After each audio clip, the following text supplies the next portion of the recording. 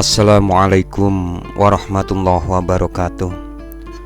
Sahabat ngaji dipun yang baik, berikut ini adalah bahagia yang dirasakan oleh Rasulullah Shallallahu Alaihi Wasallam yang ditulis oleh Buya Hamka dalam bukunya Tasawuf Modern.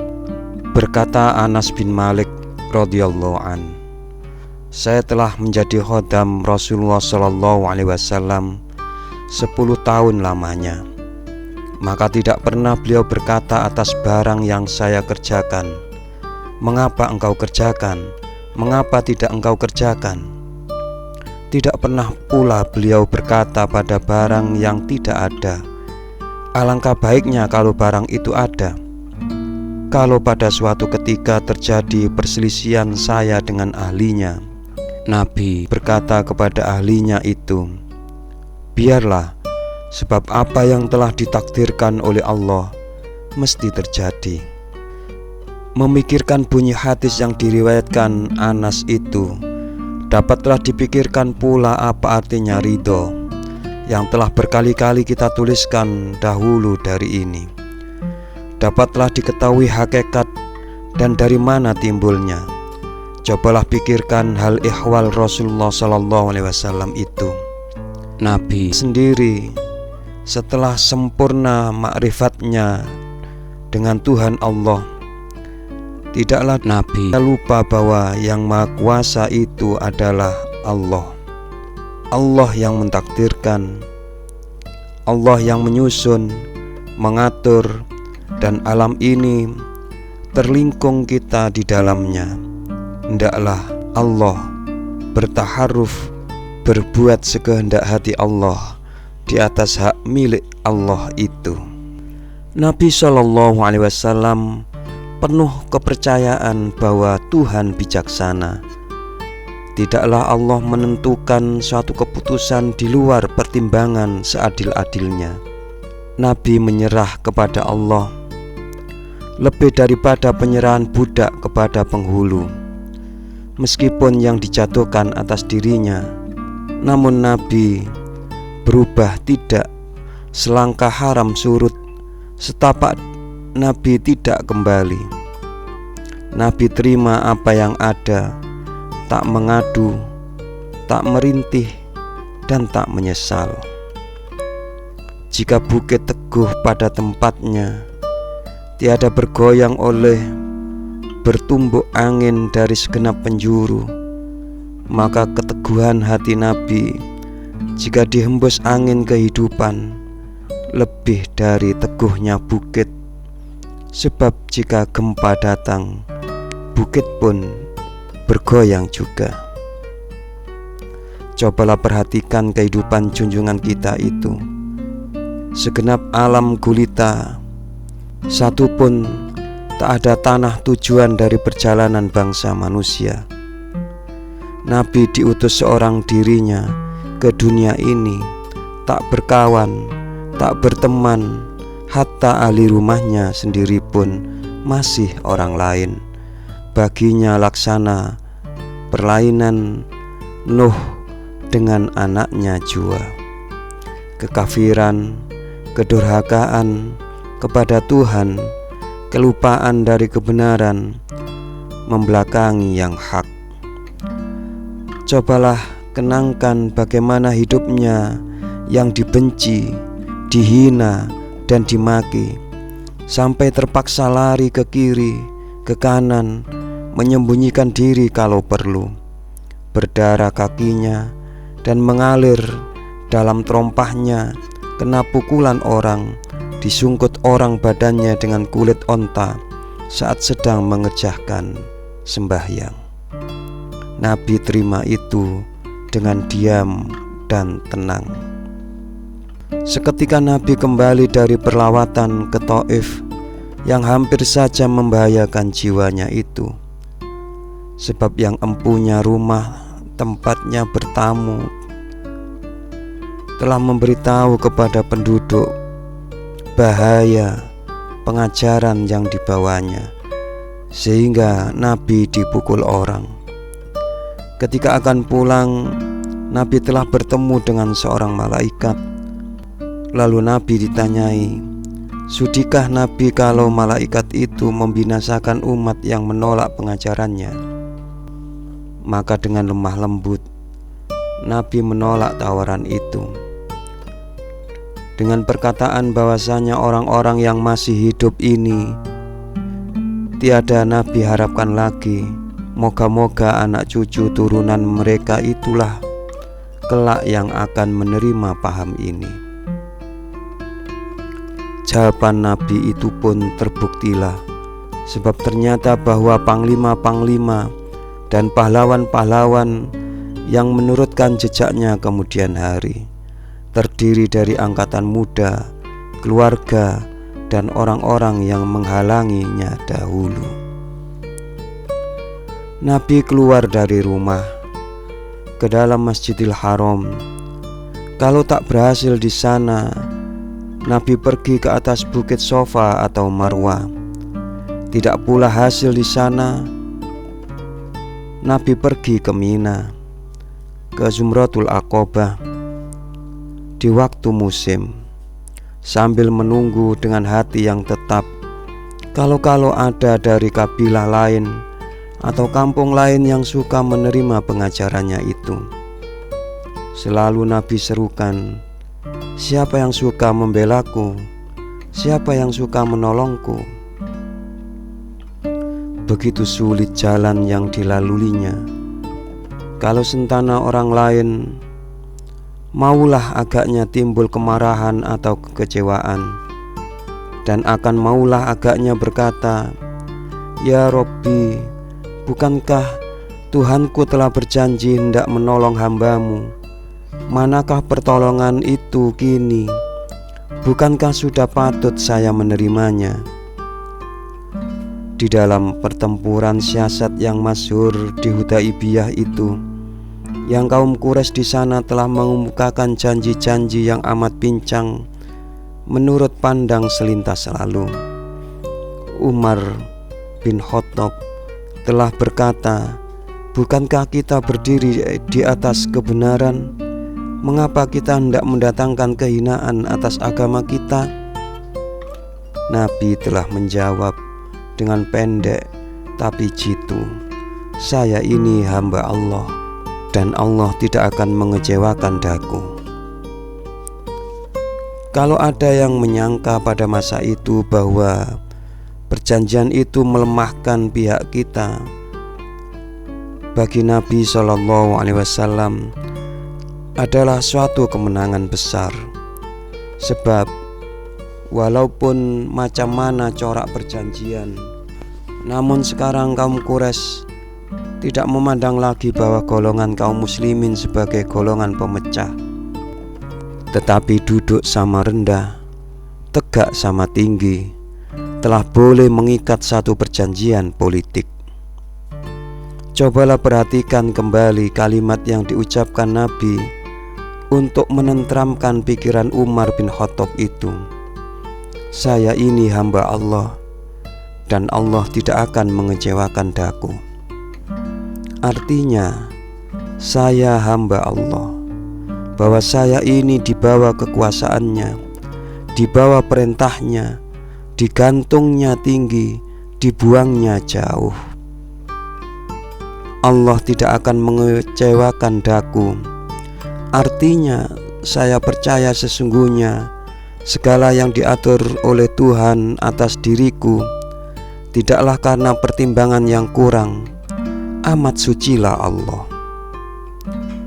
Dengan dasar itu, Nabi berjuang. Saya ini hamba Allah, Allah tidak akan mengecewakan daku. Kadang-kadang lapar perutnya karena tidak ada yang akan dimakan. Kadang-kadang sebulan lamanya dapurnya tak berasap. Tidaklah Nabi mengeluh, malahan diambilnya saja batu, diikatkannya kepada perutnya. Padahal kunci masyrik dan maghrib telah diserahkan ke tangannya. Dibunuh orang-orang sahabat-sahabatnya yang setia. Seorang di antaranya pamannya sendiri, yakni Hamzah, pahlawan yang gagah berani. Dibedah orang perutnya, dan diambil orang jantungnya, dan dimakan orang, dan dihisap orang darahnya. Nabi lihatkan semuanya itu dengan tidak cemas. Luka jari tangannya, patah saingnya, hampir pecah kepalanya. Nabi bangun kembali, dan diaturnya pula persiapan yang baru. Saya hamba Allah, dan Allah tidak akan mengecewakan daku. Meninggal anak-anaknya, maka dilimpahkannya kasih sayang kepada cucu-cucunya. Dari anak perempuannya Fatimah, yaitu Hasan dan Husain, diambilnya perintang hati.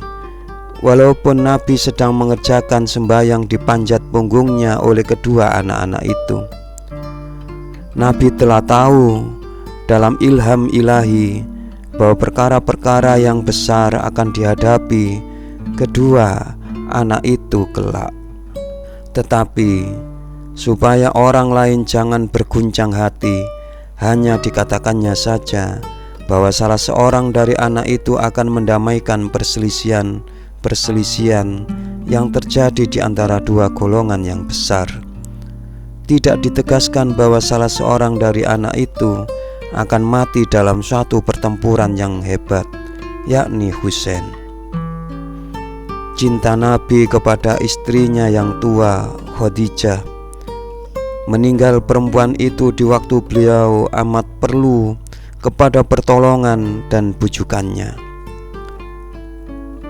Maka dihadapkannya kasih sayangnya kepada Aisyah, anak sahabatnya yang setia, Abu Bakar.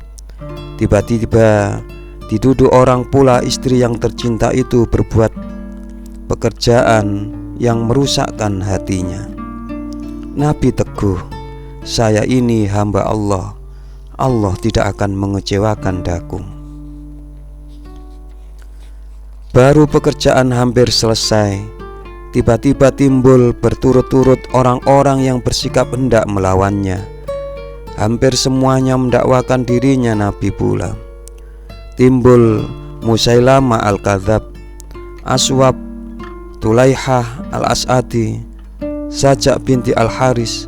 Semuanya mendakwakan dirinya Nabi. Nabi serukan kebenaran, dituduh orang pendusta, diterangkannya agama yang baik. Dikatakan orang dia gila, namun Nabi tak bergeser dari ketegakannya, tetapi pada keridhaan dan keteguhan. Nabi percaya bahwa dirinya adalah hamba Allah. Allah tidak akan mengecewakannya. Di dalam kepercayaan yang penuh itulah datang kepadanya penyakit yang berat, awal dari kematian. Nabi meninggal dalam keyakinan bahwa Nabi hamba Allah, bahwa Allah tak akan mengecewakannya. Nabi menutup mata melepas nafasnya yang penghabisan setelah bermohon kepada Allah supaya diizinkan duduk bersama dengan teman sejawatnya yang paling tinggi, yaitu nabi-nabi dan rasul-rasul yang dahulu daripadanya. Nabi meninggal di atas sebuah hamparan yang telah tua, berselimut kain kasar, sedang minyak menghidupkan lampu semalam itu pun telah habis tengah malam, tak dapat ditambah lagi karena tak ada minyak lagi. Saya ini hamba Allah, Allah tidak akan mengecewakan daku. Bila mana Nabi Nuh melihat kesesatan umat yang didatanginya serta perlawanan yang mereka hadapkan kepada dirinya, Nabi Nuh berkata, jangan ditinggalkan atas bumi ini tempat-tempat buat tinggalnya orang-orang kafir. Quran Surat Nuh ayat 26. Maka dalam hal ini Nabi Muhammad SAW telah meminta kepada Tuhan, "Ya Tuhan, ya Tuhanku, berilah petunjuk atas kaumku, karena mereka tidak mengetahui." Nabi Musa kalimullah ketika melihat kaumnya telah berpaling dari menyembah Allah kepada menyembah Injil, telah berkata kepada Tuhan, "Ini tidak lain dari fitnahmu jua ya Tuhan." Dan Nabi Muhammad SAW ketika melihat kesesatan kaumnya dan mereka menyesali Tuhan, telah berkata, "Allah tidak akan mengubah nasib suatu kaum kalau tidak kaum itu sendiri yang mengubah nasib mereka." Quran Surat Ar-Ra'd ayat 11. Nabi Isa Ruhullah pernah berkata, "Kalau engkau berkuasa ya Tuhanku, memalingkan kematian daripada makhlukmu, maka palingkanlah dia daripadaku." Sedang Nabi Muhammad SAW ketika disuruh pilih kepadanya di antara dua perkara, yaitu hidup kekal dalam dunia atau mati seketika hari kiamat saja, atau mati sebagai orang lain mati, telah dipilihnya kematian, dipilihnya Rafiqil A'la. Nabi Sulaiman telah memohon kepada Tuhan, "Ya Tuhanku, anugerahi kiranya akan daku suatu kekuasaan." Quran Surat Shad ayat 35.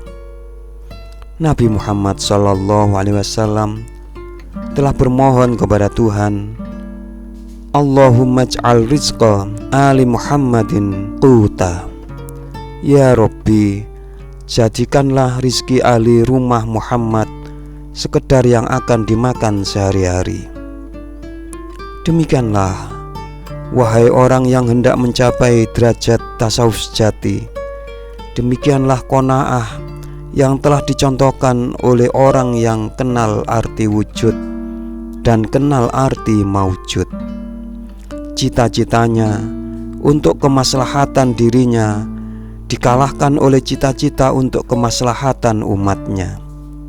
Tenang segala gelora hatinya, tentram perjalanannya menuju keridhaan Tuhannya. Dan Nabi Muhammad SAW tidak putus berusaha. Sallallahu alaihi wasallam. Demikian sahabat ngaji di Pon yang baik, mudah-mudahan Allah menjadikan ini manfaat untuk kita semua. Wassalamualaikum warahmatullahi wabarakatuh.